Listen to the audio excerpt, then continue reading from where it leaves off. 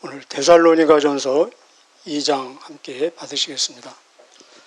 데살로니가는 바울이 3주 사역한 곳입니다. 3주, 짧은 기간이죠. 우리 지금 얘기로 하면은 단기 선교 기간에 해당하는데, 우리가 보통은 긴 시간을 함께 함으로 많은 정이 쌓이지 않습니까? 그런데 때로는 아주 짧은 시간을 통해서 깊고 강렬한 그런 정이 쌓이는 경우가 있는데, 이 바울과 데살로니가 교회는 그런 경우인 것 같습니다. 근데 데살로니가를 떠날 때 미처 작별 인사도 하지 못하고 그런 떠나는 상황이었습니다. 그래서 다시 가고 싶은 그런 심정이었는데 가지 못해서 이런 편지로 대신하는 모습, 우리 17절 잠깐 한번 보실까요? 얼마나 그 교회를 향한 바울의 그 사랑이 깊이 묻어나는지. 17절에 형제들이여, 내가 잠시 여러분과 떨어져 있지만 나는 항상 여러분을 생각합니다. 너무나 보고 싶고 또 여러분이 있는 곳으로 가고도 싶습니다. 여러 번 가려고 했는데 사탄의 방해, 고난과 핍박, 이런 장애를 통해서 가지 못하는 상태에서 이 편지로 그 마음을 대신하는 것을 볼 수 있습니다. 우리 1절에서 3절까지 같이 읽겠습니다. 시작. 형제 여러분, 우리가 여러분을 방문한 것이 결코 헛되지 않았음을 여러분도 알 것입니다. 여러분도 알다시피 우리는 여러분에게 가기 전에 빌립보에서 고난을 당하였고 멸시를 받았습니다. 여러분에게 갔을 때도 많은 사람들이 우리를 대적했습니다. 그러나 하나님께서는 여러분에게 담대하게 하나님의 복음을 전할 수 있도록 우리를 도와주셨습니다. 우리가 전하는 말은 여러분을 격려하기 위한 것입니다. 우리는 거짓을 말하지 않고 악한 생각도 품지 않았습니다. 결코 여러분을 속이지도 않았습니다. 아멘. 여러분에게 간 것이 결코 헛되지 않았다. 이것은 짧은 기간이지만 그 열매로 교회가 탄생한 것을 통해서 증명되었습니다. 데살로니가 교회 사역은 사도행전 17장에 그 내용이 나와 있습니다. 1절에서 한 9절, 10절까지 보시면은 알 수 있는데, 바울의 2차 선교 여행을 통해서 유럽 선교가 시작되었습니다. 그 유럽 선교의 첫 장소가 빌립보였습니다. 우리 빌립보 사건 아시죠? 귀신 들린 여자를 쫓아냈다는 그런 좋은 일 한 것이 이유가 돼서 막 엄청나게 두들겨 맞지 않습니까? 책찍질 당하고 옷은 다 찢김을 당하고, 그래서 감옥에 갇혔는데 그 감옥에서 찬양을 통해서 하나님의 기적의 역사를 통해서 거기서 풀려났습니다. 그러나 몸은 얼마나 아프고 만신창이가 되어 있지 않겠습니까? 지금 쉬어야 될 상황에서 바로 작별 인사만 하고 이 데살로니가로 옮겨갑니다. 제가 거리를 확인해 보니까 이동거리로 약 200km 정도. 얼마나 힘들겠습니까? 걸어서 갔겠죠. 그래서 바로 이 데살로니가에서 3주 짧은 기간을 아주 강력하고 역동적으로 사역을 했는데, 얼마나 강력하게 사역을 했으면은 거기서 또 반대하는 사람들이 별명을 붙여주는데 천하를 어지럽히는 사람들이다. 좋은 뜻으로도 들 수 있겠죠. 그래서 복음을 전하는 사람들은 어떤 의미에서 이 귀신의 관점에서 봤을 때는, 세상 문화 관점에서 봤을 때는 천하를 뒤흔들고 어지럽히는 사람들입니다. 그래서 여기에서도 이 유대인들의 엄청난 박해와 또 반대가 있어서 그것도 밤에 다음 장소 베레아로 이동하는 모습을 볼 수 있습니다. 거의 도망가는 것처럼. 그런데 나중에 이 데살로니가에서 박해하던 그 사람들이 베레아까지 또 쫓아와가지고 바울을 핍박하고 비난하는. 그렇다면 그 핍박하는 사람들이 데살로니가 이 교회, 굉장히 애기 교회 아니겠습니까? 그 애기 교회를 가만 놔두지 않겠죠. 바울을 힐난하고 또 거짓 증언하고. 그럼 바울의 이 대한 거짓 증언은 교회에 상처를 입히고 바울이 전한 복음이 훼손을 당하게 됩니다. 그래서 이 복음을 변증하기 위해서 결국 바울은 이 2장에 보면은 자기를 변호하고 있습니다. 나는 이렇게 진실하고 정직하고 성실하게 거짓 없이 너희들을 섬겼다. 자기 공치사가 아니라 복음을 변증하고 복음을 지켜내기 위해서. 그래서 이 바울은 데살로니가를 향해서 어떤 자세로 사역했느냐, 그 관계를 세 가지 단어로 표현하는데, 우리 사역자들도 이 단어를 좀 이렇게 깊이 묵상하면은 사역하는 데 도움이 될 것입니다. 첫째는 형제로, 형제라는 단어가 4번 나옵니다. 우리 1절에도 나오고 아까 17절에도 나오는데, 형제 여러분, 항상 호칭할 때 형제, 그리고 아까 읽은 7절에 어떤 호칭입니까? 어머니처럼. 그리고 10절, 11절에 보면은 아버지처럼, 형제로서, 어머니로서, 아버지로서. 사역자는 이 세 가지 자세가 있어야 된다는 거죠. 형제, 어머니, 아버지 다 공통점이 무엇입니까? 가족의 관계에서 사용하는 호칭 아닙니까?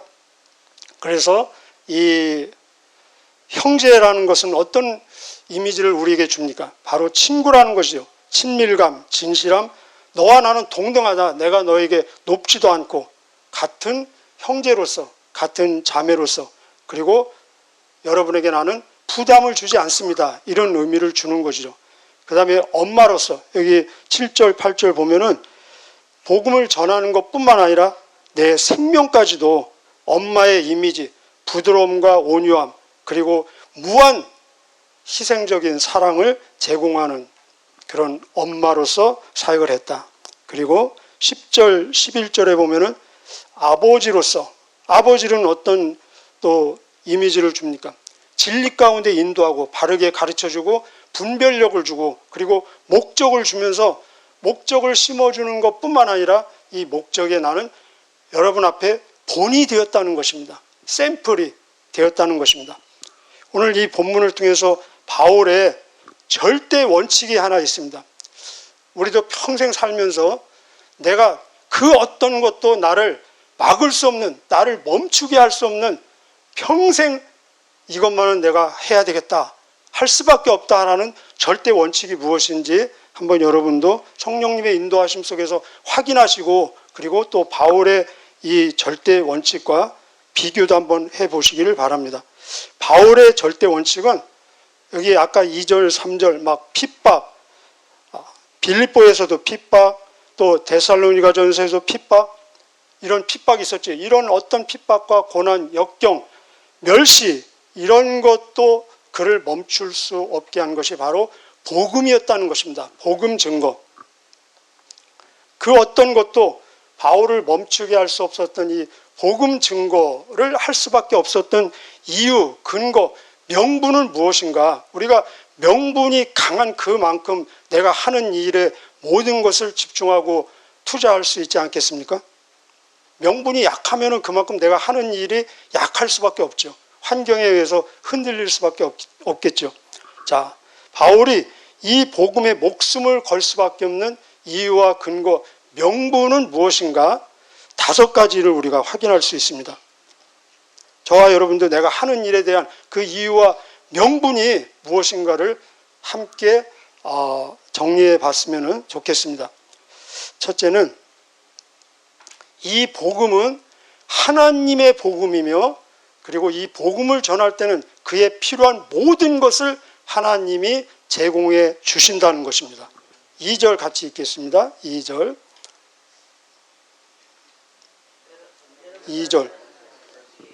2절이 어디 있죠? 2절 시작. 여러분도 알다시피 우리는 여러분에게 가기 전에 빌립보에서 고난을 당하였고 멸시를 받았습니다. 여러분에게 갔을 때도 많은 사람들이 우리를 대적했습니다. 그러나 중요합니다. 그러나 하나님께서는 여러분에게 담대하게 하나님의 복음을, 누구의 복음입니까? 하나님의 복음입니다. 사람의 복음이 아니고 바울의 복음도 아니고 교회, 심지어 교회의 복음도 아니고 하나님의 복음을 전할 수 있도록 우리를 뭐 해주셨습니다? 도와주셨습니다. 모든 필요한 것을 제공해 주셨다는 것입니다. 여러분 꼭 기억하십시오. 기본입니다. 하나님의 복음. 복음은 하나님의 복음이라는 것입니다. 복음은 하나님의 메시지라는 것입니다. 복음의 기원은 하나님이라는 것입니다. 복음의 시작은 언제부터 시작됐냐? 하나님의 마음속에서 이미 창세 전에 복음을 하나님의 마음속에서 직접 설계하시고 그리고 작성하시고, 그래서 이 로마서 1장 2절에 보면은 이 복음의 내용은 예수 그리스도인데, 이 복음은 하나님이 그 선지자들을 통해서 구약에 이미 증거해 주시고 있다라고 얘기하고 있습니다. 그래서 우리가 예를 들면은 대통령의 메시지, 자기 나라의 메시지를 다른 나라에 전하는 사람을 뭐라고 합니까? 대사라고 하죠. 대사. 우리의 자녀가 대사라면, 한국 대사로 미국에 가 있다면 얼마나 세상 표현으로 가문의 영광이라고 하지 않겠습니까? 그런데 이 복음 전하는 자를 고린도후서 5장 19절에 보면은 하나님의 대사다. 왜냐하면 하늘나라의 메시지를 이 땅의 나라에, 하나님의 메시지, 천국 복음을 세상 나라에 전하기 때문에 대사, 하나님의 대사, 그리스도의 대사라고 얘기하고 있습니다. 여러분 혹시 복음을 전하십니까? 어떤 방법, 어떤 언어를 사용하든 반드시 우리가 기억할 것은 이 메시지는 나의 메시지가 아니고 하나님의 메시지고, 나는 지금 하나님의 대사로, 그리스도의 대사로 이 세상에 이 천국 메시지를 전하고 있다라고 꼭 기억하시기를 바랍니다. 그 다음에 모든 것을 도와준다. 하나님은 우리가 원하는 능력을 주시는 것이 아니라 필요한 능력을 주십니다. 여러분 혹시 경험하신 분들도 있을 것입니다.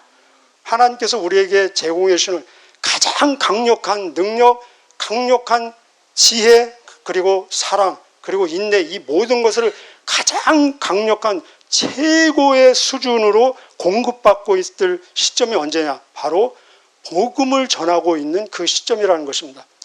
베드로 이야기, 바울 이야기, 스데반 얘기 알고 있죠. 인간의 모든 그런 한계를 초월하는 지혜, 그리고 사랑, 능력, 용서하는 마음, 그런 것들은 그 베드로나 스데반이나 바울 자신에게서 나온 것이 아니라 하나님이 공급해 주시는 그것들이었다는 것입니다. 근데 어떤 시점에서 그런 것들을 제공해 줬습니까? 바로 아무 때나 제공해 주는 것이 아니라 복음을 증거하고 있는 그 시점에서 그런 지혜와 용서와 사랑과 능력과 막 터져가지고 만신창이가 되는 상태에서도 찬양할 수 있는, 그것은 인간의 의지나 노력, 그 한계 바뀌죠. 성령을 통해서 하나님이 제공해 주시는 것들이라는 것입니다. 그러나 이거는 아무 때나 제공하는 것이 아니라 복음을 전하고 있을 때. 자, 두 번째, 바울은 왜 이 절대 복음을 전할 원칙을 갖고 있을 수밖에 없었는가? 두 번째 이유는 복음을 전하라고 위탁을 받았기 때문입니다. 우리 4절 같이 읽겠습니다. 4절 시작. 하나님께서 우리를 훈련시키시고 복음을 전하라고 하셨기 때문에 말씀을 전할 뿐입니다. 우리는 사람을 기쁘게 하기보다는 우리 마음을 살피시는 하나님을 기쁘시게 해드리기 원합니다. 여기 복음을 전하라고 하셨기 때문에, 우리 개역 개정에 보면은 복음을 전하라고 위탁을 받았다. 그래서 로마서 1장 1절에 보면은 바울은 나는 복음을 위해서 택정함을 입었나니, 그래서 특별하게 분리되었다 그 말입니다. 우리 전에 마가복음 했죠. 마가복음의 결론이 무엇이었습니까? 마가복음 16장 15절 암송하시죠. 너희는 온 천하에 다니며 만민에게 복음을 전파하라. 그것이 마가복음의 결론이었습니다. 복음은 왕의 어명입니다. 왕의 어명을 신하가 거역할 수 있겠습니까? 복음은 주님의 명령이고 위임이고 위탁입니다. 그리고 복음은 우리를 죽기까지 사랑하신 우리의 신랑 되신 분의 간곡한 부탁입니다. 동시에 복음은 나를 죄와 죽음과 지옥에서 구원하신 나의 구원주의 마지막 유언입니다. 유언. 우리가 청개구리 평생 말 안 들어도 유언은 들었잖아요. 유언은. 근데 이 복음은 사실은 유언입니다. 그 유언을 안 들으면 모든 것은 다 안 듣는 결과가 되는 것입니다. 유언을 지키면 모든 것을 지킨 결과가 되는 것입니다. 왜냐하면 유언을 마지막 주신 말씀이기 때문에. 그래서 바울은 이 사명뿐만 아니라 이 느낌이 너무나 분명하기 때문에 스스로 뭐라고 고백하냐면은 이 고린도전서 1장 17절에 그리스도가 나를 보낸 것은 오직 복음을 전하라고, 세례를 주라고 보낸 것이 아니라, 세례는 가장 중요한 것입니다. 그 당시에. 그런데 그것을 사용하면서 세례를 주라고 보낸 것이 아니라 오직 복음을 전하라고 보냈다. 이 말은 우리가 보기에 아무리 중요하고 시급하고 급한 일을 해도 복음을 전하지 않으면 그런 일들이 그것을 정당화시킬 수 없다는 것입니다. 그래서 바울은 스스로 그렇게 고백을 합니다. 고린도전서 9장 16절에 내가 복음을 전할지라도 자랑할 수 없는 것은 부득불 전할 것이다. 복음을 전하지 않으면 내게 무엇이 있을 것이다? 이거는 본인이 하나님의 깨달음을 통해서 스스로 고백하는 것입니다. 저와 여러분 이렇게 고백할 수 있겠습니까? 세 번째, 바울은 왜 절대 원칙으로 복음을 전할 수밖에 없었는가? 복음은 살아서 역사하기 때문입니다. 우리 13절 같이 다음 페이지로 넘어갈까요? 13절 읽겠습니다. 시작. 하나님 앞에 또 감사한 것은 여러분이 우리가 전한 복음을 사람의 말로 생각하지 않고 하나님의 말씀으로 받아들인 것입니다. 복음은 참으로 하나님의 말씀이며 그 말씀을 믿는 여러분 안에서 힘있게 살아 움직이고 있습니다. 여기 힘있게 살아 움직이고 있습니다. 밑줄 걷으면 좋겠습니다. 힘있게 살아 움직이고 있습니다. 복음 그 자체가 역사한다는 것입니다. 힘있게 살아 움직이고 있다는 것은 복음 그 자체가 능력을 발휘해서 활동력이 있다는 것입니다. 그래서 살아 움직인다는 것은 복음은 유동적이라는 것이다. 복음은 반드시 옮겨져야 된다는 것입니다. 아까 제가 말씀드렸죠. 복음의 기원이 누구라고요? 하나님. 창세 전에 하나님께서 계획하시고 설계하신 그 내용이 지금까지 얼마나 오랜 시간이 지났습니까? 그런데 누군가를 통해서, 아브라함을 통해서, 모세를 통해서, 구약의 많은 사람을 통해서, 그리고 신약 예수님을 통해서, 초대교회를 통해서, 바울을 통해서, 누구누구를 통해서 흐르고 해서 오늘 이 시점이 되어서 저와 여러분에게도 이렇게 전달이 되지 않았습니까? 만약에 저에게 전달되기 그 위 지점에서 딱 멈추고 흐르지 않았다면 저에게는 연결되지 않고 저는 죽음 가운데 있는 거예요. 그런데 멈추지 않고 사해가 되지 않고 흘러서 저에게까지도 유통이 되었기 때문에 저도 은혜로 거저 얼떨결에 세상 표현입니다. 얼떨결에 구원을 받은 것입니다.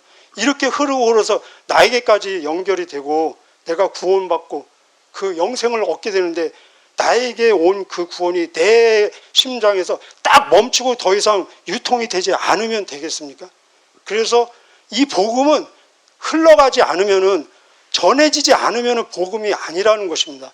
왜냐하면 복음은 뉴스이기 때문에. 그래서 뉴스는 전해지지 않는 뉴스는 뉴스가 아닌 것입니다. 그래서 우리가 그런 얘기 많이 들어보셨을 것입니다.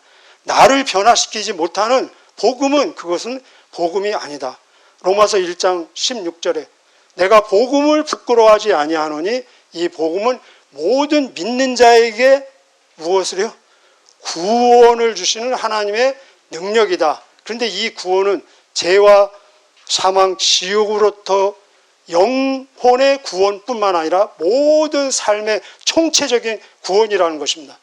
내 가치관을 변화시키고 내 생각을 변화시키고 내 언어를 변화시키고 내 삶의 총체적인 모든 목적까지도 완전히 송두리째 변화시키는, 그래서 구원은, 이 복음은 힘있게 살아 움직이는 역동력이다라고 말하고 있습니다. 저와 여러분에게까지 전달된 이 구원이 더 많은 자들에게 막 흘러넘치고 계속해서 끊임없이 유통되는, 살아 움직이는 복음 되시기를 주님의 이름으로 축복합니다. 네 번째, 바울은 왜 이 복음을 전할 수밖에 없는가? 네 번째 이유는요, 어차피 한번 따라 해보실까요? 어차피 방해와 고난, 박해는 있을 수밖에 없기 때문이라는 것입니다. 16절 같이 읽겠습니다. 16절 시작.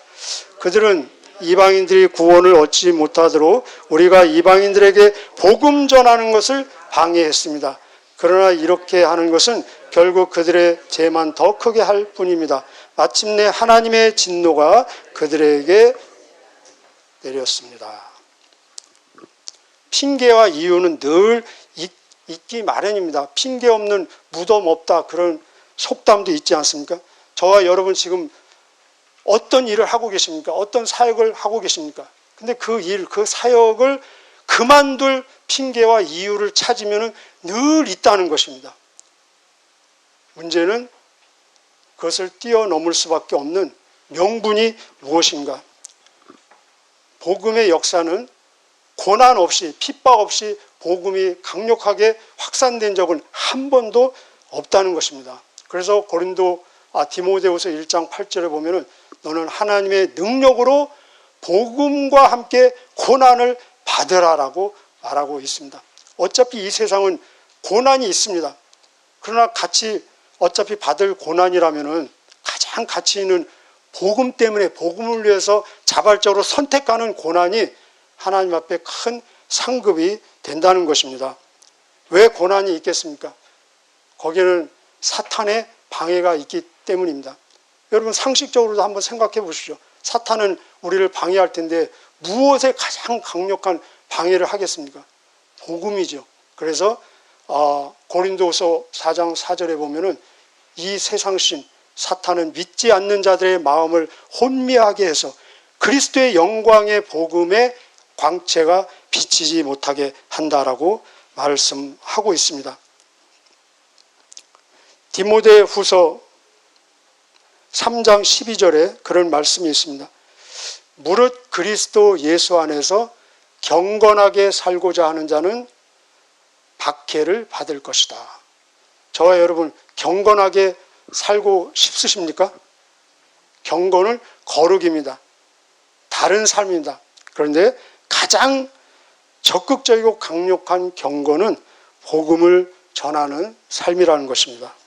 자, 다섯 번째, 마지막입니다. 다섯 번째, 바울은 왜 복음을 전하는 것을 멈출 수가 없었는가?